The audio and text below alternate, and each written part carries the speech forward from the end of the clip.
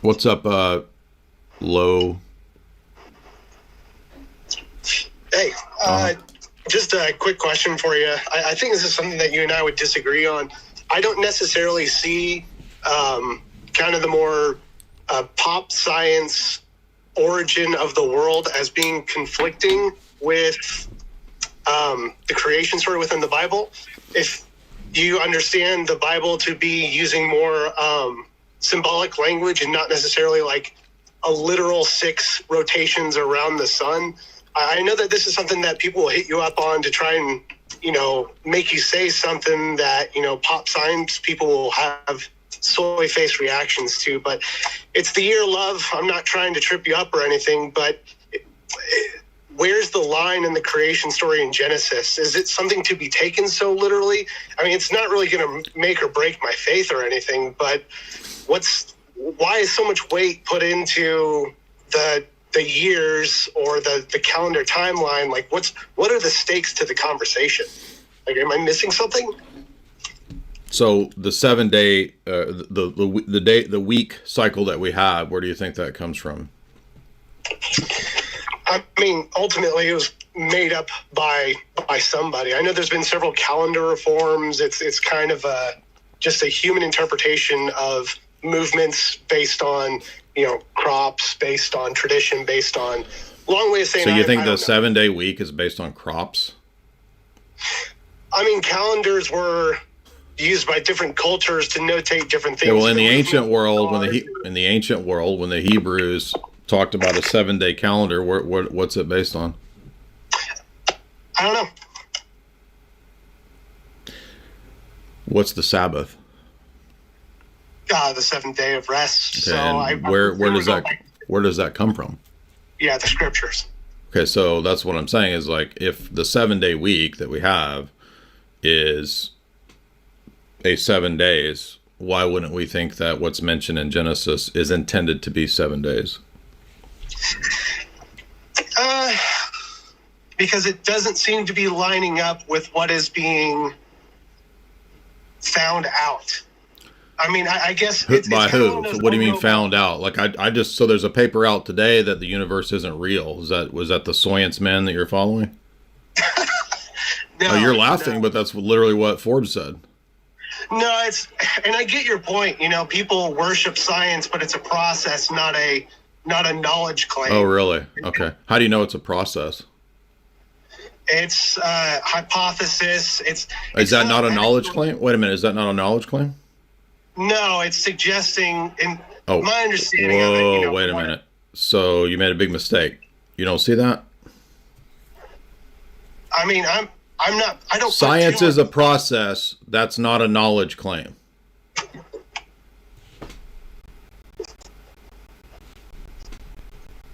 Hello? I mean, I'm taking the air out of the validity of using science, quote unquote, as a foundation for much of anything.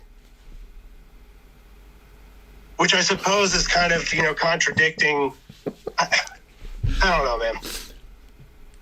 Well, I mean, again, I think it's a question of where we put priorities and what we think is certain and what we think is less certain. So for me, and this is probably where I'm out of a step with most people in the modern world, I don't put the science world very high on my category of authorities because I watched it for many years and I've been in academia and I see how driven it is by fads, how many false papers there are, how much peer review research is bullshit.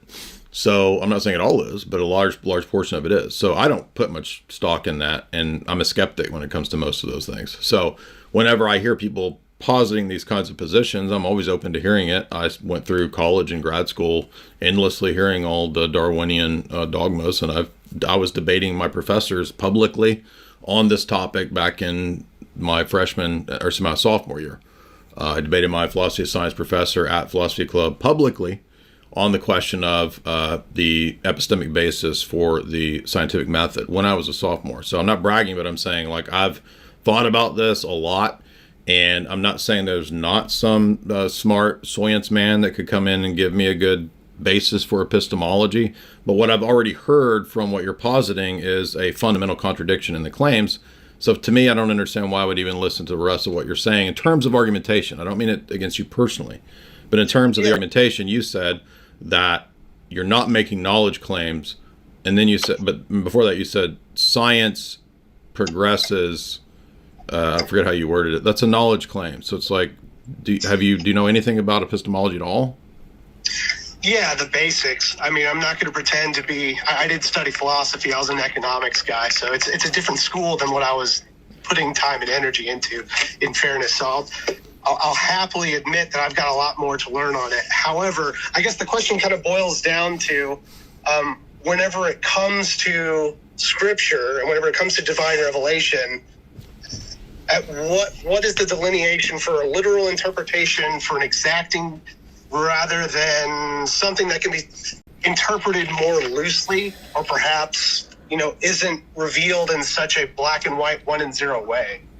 Well, first of all, I never said that it's a black and white fundamentalist interpretation of the book of Genesis. I didn't say anything about anything like that. I just simply pointed out problem in epistemology, but the strictures would be the mind of the church over time. So, for example, the Sixth Ecumenical Council points out that you can't say that there's death before the fall. And you're positing a position that would require aeons, millions of years of death before we even get the existence of Adam and Eve. In fact, aeons of death is what produces Adam and Eve. To me, that seems preposterous just on the basis of Romans 8, because Romans 8 makes it clear that Adam's fall is what introduced all forms of death, whether physical, spiritual, whatever. So, I mean, you're free to disagree with Christianity, but if we're going to be honest about Romans 8 and the Sixth Ecumenical Council, then it doesn't make sense for a Christian to hold to theistic evolution, all this stuff. I mean, there's many that do, and I understand we're all kind of brought up in this idea, and it's the air that we breathe, but I approach it as a skeptic. And from a philosophical perspective, I don't understand what the argument is that's supposed to convince me of this. And I've been hearing it since I was 18 in college.